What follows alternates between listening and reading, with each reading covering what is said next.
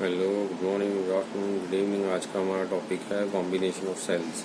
देखिए, combination of sales का मतलब क्या है। सीरीज या पैरेलल कॉम्बिनेशन के अंदर सेल्स को जोड़ना।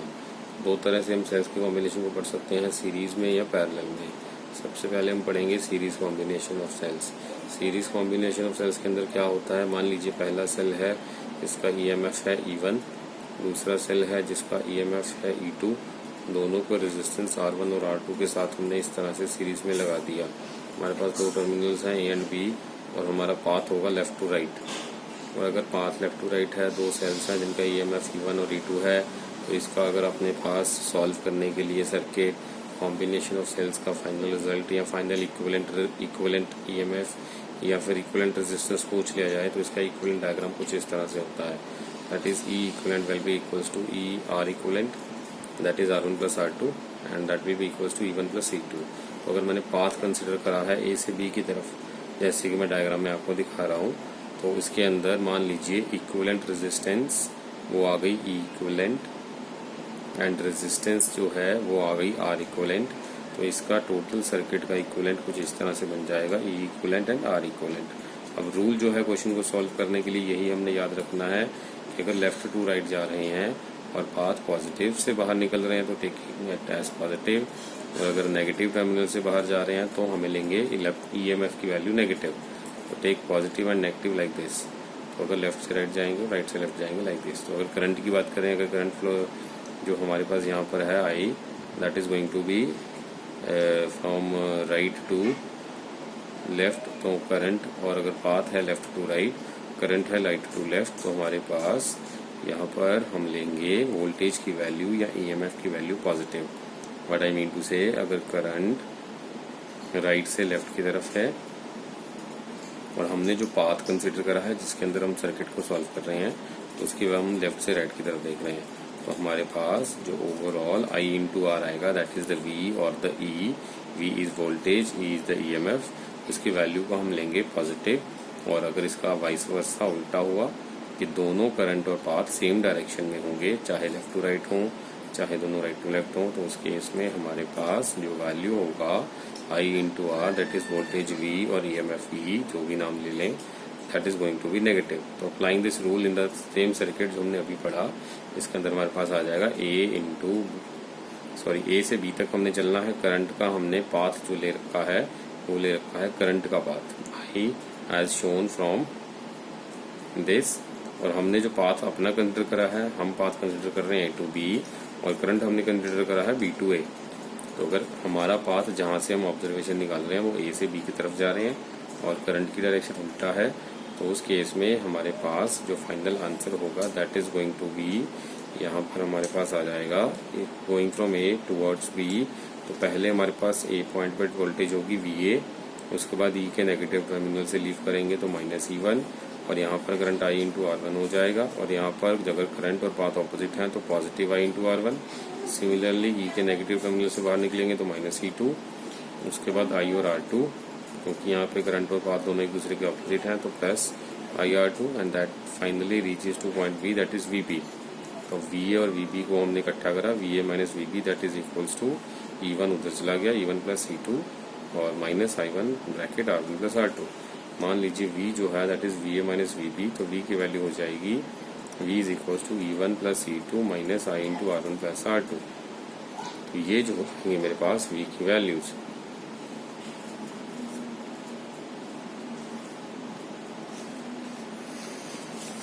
तो यहाँ से हमने ये फेच कर लिया, हमारे पास जो इन्फॉर्मेशन ग्रैब हुआ वो ये हुआ कि मान लीजिए अगर A से B की तरफ, B से A की तरफ जा रहे हैं और पाथ A से B की तरफ है, तो E1 और E2 अगर मेरे पास ऑपोजिट डायरेक्शन में इस तरह से लगे हों, तो हमने अगर इस पे किरचॉफ्स लॉ लगा के इसको सॉल्व करना हो, तो हमें क्या पता चला, A पॉइंट पे VA और E1 की वजह से, क्योंकि नेगेटिव टर्मिनल से हमारे पास हम पाथ मान रहे हैं, बाहर जा रहे हैं, नेगेटिव टर्मिनल से लीव कर रहे हैं, तो lower potential minus E1 plus यहाँ पर वोल्टेज कितना होगा, I करंट है, रेजिस्टेंस इसका R1 है, उसको हमने R1 लिख दिया, तो प्लस IR1। सिमिलरली अगर यहाँ के पॉजिटिव टर्मिनल से लीव कर रहे हैं तो हायर पोटेंशियल की वजह से यहाँ पे प्लस E2, और यहाँ पर I इंटू R2, अगर इसकी रेजिस्टेंस है तो I इंटू R2, क्योंकि करंट और पाथ ऑपोजिट है तो नेगेटिव लेंगे। That's why negative. तो यहाँ पर negative is equals to V B, क्योंकि total potential of all left hand side is equals to total potential at point B, that is equals to V B. तो V A minus V B अब यहाँ से हमने rearrange करके लिख लिया E1 plus minus E2 माइनस I into R1 plus R2। तो यहाँ सर ई इक्विवेलेंट की वैल्यू मेरे पास आ जाएगी E1 minus E2 and R equivalent की वैल्यू आ जाएगी मेरे पास R1 प्लस R2। तो इस तरह से जो है हमने इस क्वेश्चन को, इस इक्वेशन को सॉल्व कर लिया। Moving to the next one, यहाँ पर हमारे पास जैसे एक सर्किट दे रखा है, इस सर्किट के अंदर मान लीजिए 6 वोल्ट 1 ओम, 4 वोल्ट 2 ओम, 3 वोल्ट और 1 ओम इस तरह से सीरीज में लगे हुए हैं। यहाँ पर हमने क्या करना है, find equivalent cell EMF and internal resistance. तो हमने इसका इक्विवेलेंट सेल और इंटरनल रेजिस्टेंस निकालना है। तो वो कैसे निकलेगा, और निकलेगा जी जैसे कि ये सर्किट है, इसके अंदर मैंने आपको सिखा दिया E1 माइनस E2 यानी कि 6 प्लस 4, क्योंकि दोनों का सेम डायरेक्शन है, पॉजिटिव नेगेटिव तो दोनों ऐड होंगे। 6 प्लस 4, इसका नेगेटिव पॉजिटिव है तो इसका माइनस होगा -3। और रेजिस्टेंस तीनों सीरीज में है तो तीनों सीरीज वाले रेजिस्टेंस ऐड हो जाएंगे, that is 1 plus 2 plus 1, 1 plus 2 plus 1 gives me 4। तो इसका इक्विवेलेंट ईएमएफ और इक्विवेलेंट रेजिस्टेंस ये बन जाएगा 7 और 4। अब इसी तरह से अगर मेरे पास n सेल्स होंगे, हर एक का अगर ईएमएफ E है और इंटरनल रेजिस्टेंस मान लीजिए R है, इनको मैंने कनेक्ट कर दिया सीरीज के अंदर। तो अगर सीरीज में कनेक्ट करेंगे, नेगेटिव से पॉजिटिव की तरफ जा रहे हैं, और एक्सटर्नल m सेल्स हैं उनको मैंने रिवर्स कर दिया। और फाइंड करना है करंट कितना है एक्सटर्नल रेजिस्टेंस के अंदर।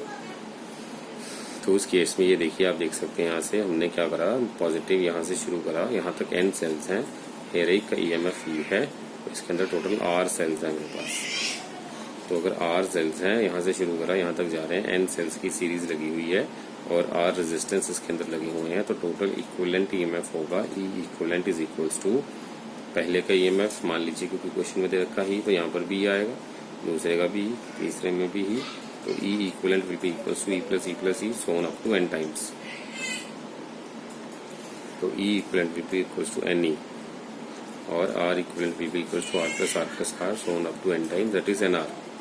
तो एक्सटर्नल रेजिस्टेंस जो हो जाएगी that will give us capital R। तो टोटल रेजिस्टेंस इस तरह से हमने देख लिया, R external is equals to R। तो टोटल रेजिस्टेंस हमारे पास जो आ जाएगा अब वो आ जाएगा कुछ इस तरह से, that is like this. Total resistance मेरे पास हो जाएगा NR plus external resistance R। अगर इसी तरह से M सेल्स को मैं रिवर्स ऑर्डर में लगा दूं, इस सर्किट के अंदर जितने रेजिस्टेंस थे और उनके साथ जितने EMF लगे हुए थे, उसके अंदर में से टोटल N में से अगर M नंबर ऑफ सेल्स को मैं उल्टा रिवर्स ऑर्डर में लगा दूं तो उनकी वैल्यू माइनस हो जाएगी टोटल, क्योंकि उनके साथ नेगेटिव साइन आएगा। तो E इक्वलेंट टोटल जो मेरे पास आ जाएगा that will be equals to N minus M into E minus ME। तो ये कैसे आया, आई एम अगेन एक्सप्लेनिंग कि हमारे पास अगर टोटल M सेल्स हैं जिनका EMF E है तो उसका इक्वलेंट हो जाएगा ME। अगर उसमें से टोटल N थे, उसमें से M का इक्वलेंट EMF ME है, जो बच गए वो कितने बचे, वो बचे N माइनस M। तो N माइनस M जो होंगे उनका EMF कितना होगा, वो भी E होगा।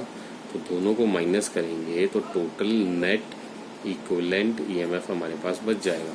तो इसको अगर डायग्राम से समझना हो तो कुछ इस तरह से समझा जा सकता है कि हमारे पास ऐसे सर्किट में like this dot dot dot dot up to N cells जो थे वो हमारे पास लगे हुए थे एक ही पोलैरिटी। लेकिन अगर इसमें से कुछ ऐसे होते जिनकी पोलैरिटी उल्टी होती लाइक दिस, तो अगर इनमें से ऐसे ये टोटल N में से कुछ M नंबर ऑफ उल्टी पोलैरिटी के मिलते तो E इक्वलेंट मेरे पास होता N minus M into E minus ME। तो I की वैल्यू यहाँ से आएगी E equivalent total upon R external plus internal. तो टोटल हमारे पास I की वैल्यू जो आ जाएगी वो आ जाएगी NE minus ME minus ME upon NR plus R। तो इसको सॉल्व करेंगे तो आंसर आएगा N minus NE minus 2ME upon NR plus R। तो यहाँ से अगर N सेल्स हैं जिनको हमने कनेक्ट कर दिया सीरीज के अंदर और हर एक का ईएमएफ अगर ई है और इंटरनल रेजिस्टेंस अगर आर है तो हमारे पास ई इक्विवेलेंट की वैल्यू जो आएगी that is going to be equals to N E और आर इक्विवेलेंट की वैल्यू आएगी एन आर। तो ये तो था हमारे पास स्पेशल केस जिसके अंदर टोटल में से आधे उल्टे लगे हुए, आधे मतलब कुछ एम नंबर ऑफ सेल्स उल्टे लगे हों, तो टोटल उसकी वजह से करंट का जो एक्सप्रेशन है वो हमने ये याद रखना है। सिमिलरली अगर पैरेलल की बात करें for the case of parallel combination, देखिए पैरेलल में क्या होगा, अगर E1 E2 so on up to ऐसे हमारे पास पहले दो के केस में सीख लेते हैं। अगर E1 E2 दो हमारे पास EMF हैं, इनकी इंटर रेजिस्टेंस R1 R2 है, इन दोनों को पैरेलल में लगा रखा है, तो E इक्विवेलेंट क्या होगा, तो E इक्विवेलेंट होगा E इक्विवेलेंट मेरे पास हो जाएगा E1 by R1 plus E2 by R2 upon total resistance parallel में 1 by R1 plus 1 by R2। ये एक्सप्रेशन होगा अगर दो सेल्स जिनके EMF E1 E2 हैं और दोनों की इंटरनल रेजिस्टेंस R1 R2 है और हमें फाइंड करना हो इसका इक्विवेलेंट। इक्विवेलेंट तो ऐसे बन जाएगा, इस पैरेलल कॉम्बिनेशन का इक्विवेलेंट इक्विवेलेंट ये, इसका आर इक्विवेलेंट ये। तो इस तरह से हमने इनके इक्विवेलेंट्स निकाल दिए और यहाँ से हमने क्या देखा कि हमारे पास ये एक्सप्रेशन आ गया। अब हमारा क्वेश्चन ये है कि इसको प्रूफ कैसे करें कि ये एक्सप्रेशन सही है या नहीं। इसके लिए प्रूफ देखेंगे इसका, whether this is a valid expression और नॉट, और जस्टिफाई कि this is the valid expression. तो इसके लिए हमने क्या करा, इसका एक्सप्रेशन के लिए 1 minute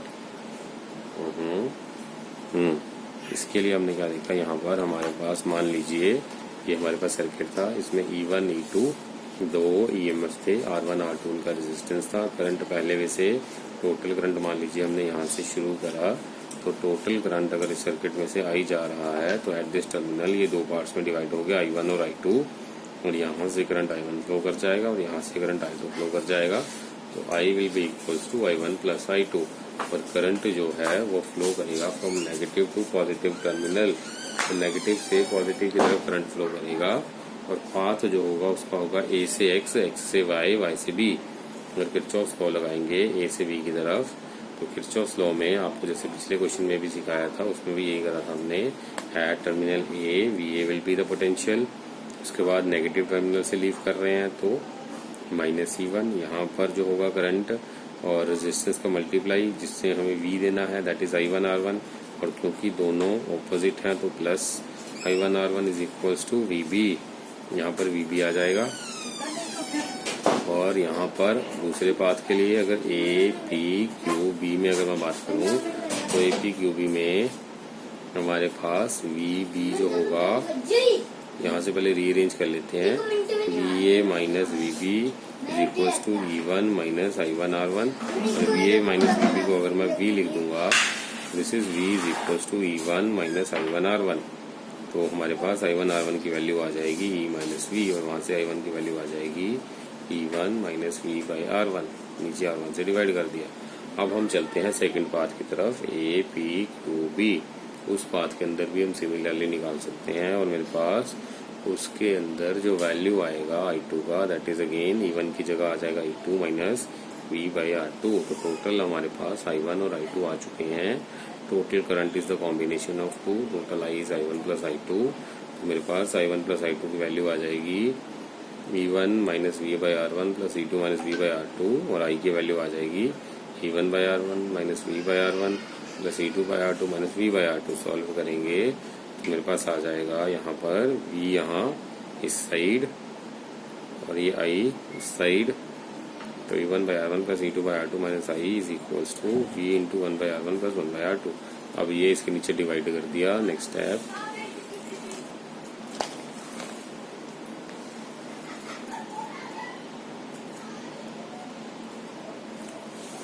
V is equals to E1 by R1 plus E2 by R2 minus I upon 1 by R1 plus 1 by R2। तो V का एक्सप्रेशन आ गया यहाँ पे E1 by R1 plus E2 by R2 upon 1 by R1 plus 1 by R2 minus I upon 1 by R1 plus 1 by R2। तो comparing इसको अगर general equation से compare करेंगे तो हमारे पास आ जाएगा V is equals to E minus I R, तो E equivalent minus I into R equivalent, तो E इक्वलेंट की वैल्यू आ जाएगी E1 by R1 plus E2 by R2, और सिमिलरली R इक्वलेंट ये आ जाएगा। तो यहाँ से हमने जस्टिफाई कर दिया this is the valid expression, इसका प्रूफ करके दिखा दिया। इसके बाद इसके ऊपर बेस्ड हम न्यूमेरिकल करेंगे। Question is find the equivalent EMF and the internal resistance for this circuit. देखिए सर्किट के अंदर क्या है, 9 वोल्ट, 3 वोल्ट और 6 वोल्ट की 3 बैटरीज पैरेलल में लगी हुई हैं। Positive negative, negative positive, positive negative, इस तरह से इनके टर्मिनल सेट हैं और तीनों की तीनों बैटरीज को 3 ओम के रेजिस्टेंस के साथ हमने जोड़ रखा है। तो आफ्टर कनेक्टिंग तो हमारे पास पूरा कंप्लीट सर्किट बन गया। इसमें अगर हमने निकालना हो ई इक्विवेलेंट की value, that is equals to same formula हम अप्लाई करेंगे, जिसमें E1 की वैल्यू 9, 3 और 6, E1, E2, E3 की वैल्यू, R1, R2, R3 की वैल्यू 3, 3 और 3। इस फॉर्मूले के अंदर पुट करेंगे सारी वैल्यूज को, हमारे पास इसका आंसर आ जाएगा। So let me move to the next page, 1 minute. Okay good. तो यहाँ पर हमने क्या देखा, ई इक्विवेलेंट का क्या वैल्यू आ गया, 9/3 माइनस 3/3 प्लस 6/3, सबको सॉल्व करा अपॉन 1/3 प्लस 1/3 प्लस 1/3, नीचे तो 1 आ जाएगा, ऊपर आ जाएगा 3 माइनस 1 प्लस 2, सॉल्व करा 4। तो ई इक्विवेलेंट का वैल्यू 4 और हमारे पास आर इक्विवेलेंट का वैल्यू जो आएगा that is going to be 1। Similarly for the next question, यहाँ पर ये क्या लिखा, फॉर द गिवन डायग्राम अगर मेरे से पूछ ले इक्विवेलेंट रेजिस्टेंस क्या है, जो पिछला क्वेश्चन था इसमें इक्विवेलेंट हमने अगर डायग्राम बनाना हो, equivalent diagram of the equivalent resistance and equivalent EMF that is 4 equivalent और इसके साथ 1, तो इस तरह से इसका इक्विवेलेंट रेजिस्टेंस और ईएमएफ का सर्किट डायग्राम बन जाएगा।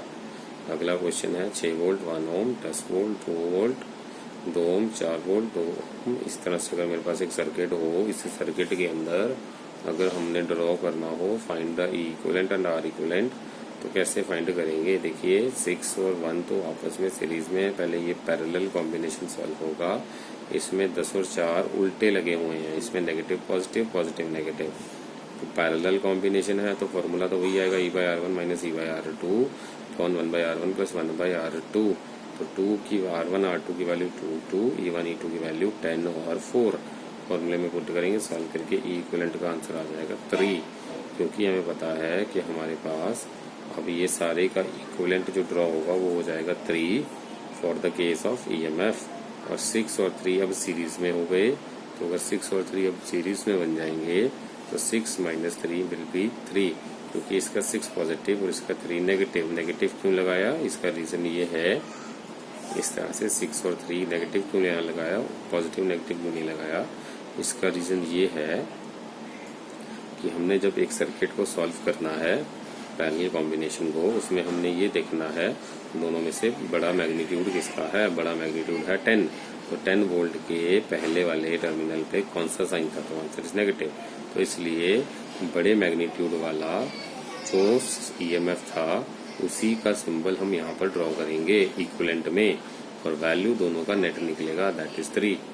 तो होप आपको समझ में आ गया। रूल क्या है, रूल है कि हमें टर्मिनल जो बिगर मैग्नीट्यूड वाला है पैरेलल में से, वो वाला बिगर मैग्नीट्यूड वाला ईएमएफ उसके टर्मिनल्स को कॉपी करना है।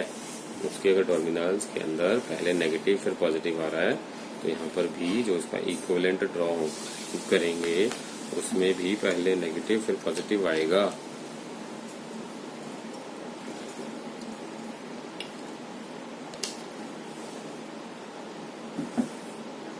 तो हमारे पास जो इसका इक्विवेलेंट सर्किट है इसको हम इस तरह से भी लिख सकते हैं, लाइक दिस 6 1 एंड 3 1 मिनट।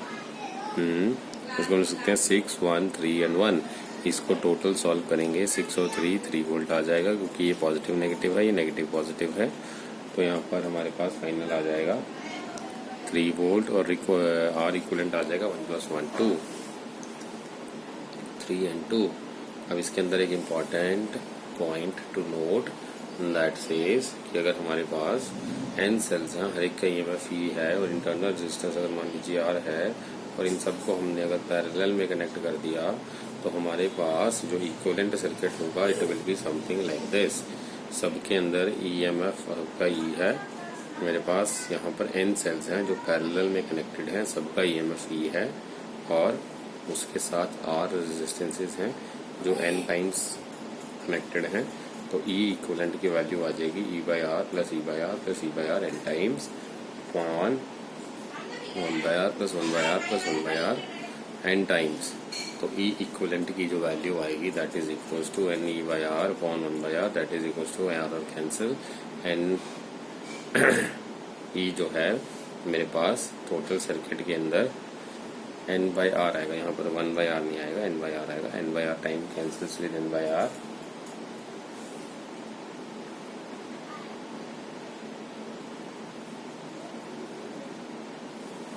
और N by R cancels, E is left, so E remains the same, क्योंकि पैरेलल के अंदर वोल्टेज जो है वो चेंज नहीं होता। तो 1 by R equivalent is equals to 1 by R plus 1 by R plus 1 by R, that will be equals to N by R.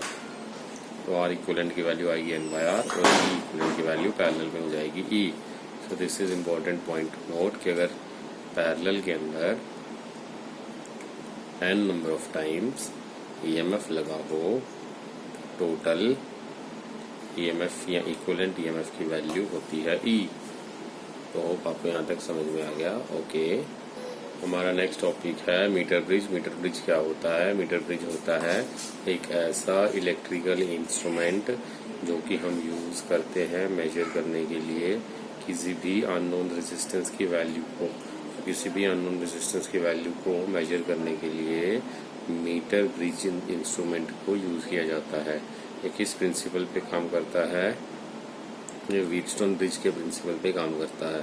तो what this principle says, R1 upon R2 is equals to R3 upon R4। तो R1 upon R2 अगर R3 upon R4 के बराबर होता है तो potential जो होता है मिडिल टर्मिनल्स के अंदर C एंड D के between that is going to be zero. C and D के अंदर का पोटेंशियल जीरो होता है अगर R1 और R2 एंड R3 और R4 की रेशियो जो है वो इक्वल हो। तो बीच में जो लगा हुआ है G, जिसको हमने नाम दिया है गैल्वेनोमीटर, तो गैल्वेनोमीटर की अंदर रीडिंग आएगा जीरो। मिडिल टर्मिनल्स जो इसके बाहर है C और D, इनके बिटवीन करंट फ्लो करेगा जीरो। तो ये है प्रिंसिपल ऑफ व्हीटस्टोन ब्रिज, जिसके ऊपर ये मीटर ब्रिज काम करता है। तो अब हम देखेंगे इसका आगे कॉन्सेप्ट क्या है। Let me settle screen one moment. Okay fine. Now जैसे हमने कंसिडर कर ली यहाँ पर 1 मीटर लॉन्ग वायर या 100 सेंटीमीटर लंबी एक वायर, इसको कनेक्ट कर दिया हमने। दो ये मेटेलिक प्लेट्स, ये और ये दो मेटेलिक प्लेट्स हैं जिनकी क्रॉस सेक्शन जो है यूनिफॉर्म है वायर्स की, और ये जो है क्रॉस सेक्शन जिसके ऊपर ये कनेक्टेड हैं, it is not dependent upon temperature. तो ऐसा मटेरियल है जो टेम्परेचर के ऊपर डिपेंड नहीं करता। फॉर एग्जांपल जैसे मैग्नी और कॉन्स्टेंटन, तो इसके अंदर अगर मैं बात करूं, यहाँ पर ये रेजिस्टेंस बॉक्स लगा हुआ है जिसकी एक नॉन रेजिस्टेंस है, और यहाँ पर एक अननोन रेजिस्टेंस हमने लगा दिया, यहाँ पर की लगा दिया, और यहाँ पर हमने लगा दिया सेल या बैटरी। पीछे हमने लगा दिया यहाँ पर एक गैल्वेनोमीटर, गैल्वेनोमीटर के साथ लगी हुई है जॉकी। और जॉकी बेसिकली क्या होता है? जॉकी इज बेसिकली एक मेटल की बनी हुई एक थिक एज्ड नाइफ होता है, एक चाकू की तरह होता है जो मेटल का बना होता है, थिक पॉइंटेड शार्प। एक इस तरह से हमारे पास एक मेटल का बना हुआ एक डिवाइस होता है जिसको हम स्लाइड कर सकते हैं इस वायर के ऊपर इस तरह से। इसकी स्लाइडिंग से क्या होगा? इसकी स्लाइडिंग जो है हमारे को गैल्वेनोमीटर के अंदर रीडिंग देगा, और इसके नीचे लगा होता है एक स्केल। तो ओवरऑल क्या देखा हमने? ये देखा एक 100 सेंटीमीटर लंबी तार ली, उसके दोनों एंड्स पे हमने कॉपर के जो है वो कनेक्ट कर दिए मेटालिक प्लेट्स। उसके कॉपर के मेटालिक प्लेट्स के अंदर एक तरफ हमने कनेक्ट कर दी अननोन रेजिस्टेंस, जिसकी रेजिस्टेंस हमने फाइंड करनी है। दूसरी तरफ हमने एक रेजिस्टेंस बॉक्स लगा दिया, और इन दोनों एंड्स को हमने एक रेजिस्टेंस के एक नॉन बैटरी के साथ लगा दिया, और नीचे इसके स्केल लगा दिया। बिटवीन यहाँ से हमने एक गैल्वेनोमीटर के एंड पे एक जॉकी लगा दिया। तो जिसकी रेजिस्टेंस फाइंड करनी है उसको हमने कनेक्ट कर दिया यहाँ पर C और D टर्मिनल के बिटवीन। तो जो नॉन वैल्यू है, फिक्स्ड वैल्यू रेजिस्टेंस, एक हमने लगा दी यहाँ पर E और F टर्मिनल्स के बिटवीन जो गैल्वेनोमीटर के अंदर लगी हुई है। तो हमने क्या करना है? इसको कनेक्ट कर देना है 2 पॉइंट L। यहाँ पर एक पॉइंट L ले लिया हमने, L पॉइंट के साथ वायर के साथ हमने कनेक्ट कर दिया गैल्वेनोमीटर को, इसको कनेक्ट कर दिया नीचे से हमने जॉकी के साथ। तो जॉकी क्या है, एक रॉड जिसके अंदर नाइफ एज होता है, ऐसे मैंने आपको बता दिया। सर्किट जो है बेसिकली इसको कनेक्ट कर दिया मैंने बैटरी या सेल के साथ लाइक दिस। जिस पॉइंट पे अगर मुझे फाइंड करना है एक ऐसा पॉइंट जहां पर गैल्वेनोमीटर की रीडिंग 0 आए, उस पॉइंट को बोलते हैं, उस पॉइंट को बोलते हैं नल पॉइंट। नल पॉइंट क्या है, पॉइंट जहां पर गैल्वेनोमीटर की रीडिंग आ रही है 0, जहां पर गैल्वेनोमीटर की रीडिंग आ रही है 0।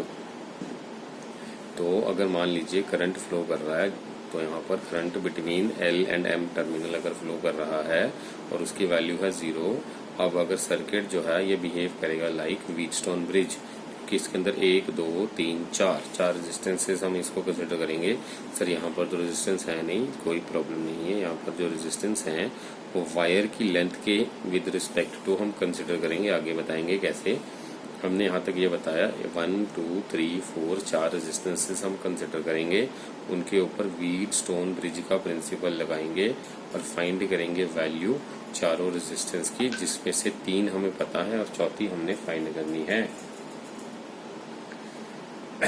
ओके, तो उसके ऊपर अब हम चलने वाले हैं कि कैसे फाइंड करेंगे। मूविंग टू द नेक्स्ट, यहाँ पर हमने आपको शो कर दिया कि किस तरह से ये जो है 4 रेजिस्टेंस R S और यहाँ पर A और M टर्मिनल के बिटवीन रेजिस्टेंस RAM और M और B टर्मिनल के बिटवीन रेजिस्टेंस RMB। जॉकी को इस तरह से सेट करना है कि करंट गैल्वेनोमीटर के अंदर 0 है, that is I is equal to 0। हमारे पास जो बाकी की 2 रेजिस्टेंसेस थी वो कहाँ से आई थी, वो आई थी रेजिस्टेंसेस आई थी हमारे पास जो नीचे हमने कॉपर वायर ले रखा था, उसकी जो लेंथ थी उसके हिसाब से हमने रेजिस्टेंस फाइंड कर ली। कैसे करी, हमने कंसिडर कर लिया कि रेजिस्टेंस पर यूनिट लेंथ, जैसे एक लेंथ है वायर की, ये इसका एक यूनिट लेंथ मान लीजिए, ये हमने कंसिडर कर लिया टोटल 100 सेंटीमीटर में से। मान लीजिए एक यूनिट लेंथ की रेजिस्टेंस हमने कुछ कंसिडर कर ली, उसकी वैल्यू टोटल तो 300 सेंटीमीटर, उसमें से हमने गिवन लेंथ की रेजिस्टेंस को R मान लिया। गिवन यानी कि एक यूनिट लेंथ, इसकी फिक्स वैल्यू नहीं होती, एक यूनिट लेंथ हम डायमेंशनली चेक कर लेते हैं, उसकी फिक्स वैल्यू कंसिडर कर लेते हैं। और अगर मान लीजिए एक यूनिट यहाँ पर एक फिक्स्ड लेंथ की रेजिस्टेंस R है, तो बाकी 100 माइनस ये जो गिवन लेंथ थी L, जिसकी फिक्स्ड रेजिस्टेंस हमने निकाल ली थी, तो 100 माइनस L रेजिस्टेंस की दूसरी रेजिस्टेंस हम निकाल लेंगे वहां से।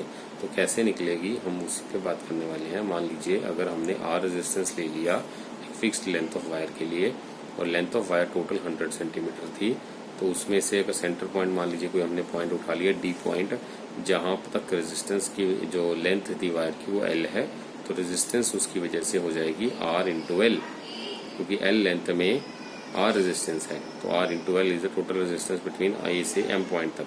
अब B से M पॉइंट तक क्या होगी, 100 माइनस L इंटू R। तो हमने सर्किट को इस तरह से आपको दिखा दिया, इसकी रेजिस्टेंस RL, इसकी 100 माइनस R इंटू R, इसकी L इंटू R, इसकी 100 माइनस L इंटू R, इसकी रेजिस्टेंसेज दोनों की हमने लिख ली और यहाँ पर रेजिस्टेंस R और S हमने लिख लिया। अब विद रिस्पेक्ट टू दैट हम मीटर ब्रिज का प्रिंसिपल लगाएंगे और वो क्या बोलेगा, R by RAM is equal to S by RBM। तो R by RAM is equal to S by RBM, R by RL, RAM की वैल्यू हमने पीछे निकाली, RL पुट कर दिया, RBM की वैल्यू हमने निकाली 100 minus L into R put कर दिया, R by L is equal to S by 100 minus L, solve करके R आ जाएगा। और इसके अंदर हमारे पास फाइनल एक्सप्रेशन जो आ जाएगा R का, that is unknown resistance is equal to known resistance into the length, जहां पर करंट की वैल्यू 0 आ गई, डिवाइडेड बाय 100 माइनस L। तो इसमें अब एक इम्पोर्टेंट क्वेश्चन ये आता है, why should not slide jockey over the wire. Slide क्यों नहीं करना चाहिए उसको, ऐसे जॉकी को ऐसे स्लाइड क्यों नहीं करना चाहिए, ऐसे ऐसे रख रख के पॉइंटेड क्यों करना चाहिए। इसका रीजन ये है कि अगर मैं इसको स्लाइड करूंगा, तो मैंने आपको बताया जॉकी जो है वो बेसिकली क्या है, जॉकी है एक पॉइंटेड एज, जैसे कि ये आप देख पा रहे हो नाइफ का होता है, तो चाकू जैसे होता है उसका पॉइंटेड एज होता है। अगर पॉइंटेड तीखे चाकू को एक वायर के ऊपर ऐसे ऐसे करूंगा मैं, तो वो वायर को छील देगा, वायर छिल जाएगी, तो मतलब उसका क्रॉस सेक्शन जो है वायर का वो चेंज हो जाएगा। रेजिस्टेंस डिपेंड करती है क्रॉस सेक्शन के ऊपर, तो क्रॉस सेक्शन चेंज होने से क्या होगा, वायर जो है उसका वैल्यू जो है रेजिस्टेंस का वो चेंज हो जाएगा। ओके, तो हमने इसमें ये कंक्लूड कर लिया कि जॉकी को इसलिए स्लाइड नहीं करना क्योंकि वो area of cross section of the wire change कर लेगा, जिस वजह से उसके रेजिस्टेंस और एरिया का जो रिलेशन होता है वो ये होता है, अगर एरिया कम होगा तो रेजिस्टेंस बढ़ जाएगा। तो if area decreases then resistance increases, due to which we can say अगर एरिया कम हो रहा है और रेजिस्टेंस बढ़ जाएगा तो वेरिएशन इन रेजिस्टेंस हो जाएगा, जो कि रेजिस्टेंस की वैल्यू को चेंज कर देगा। सो इसलिए this is not allowed. Okay.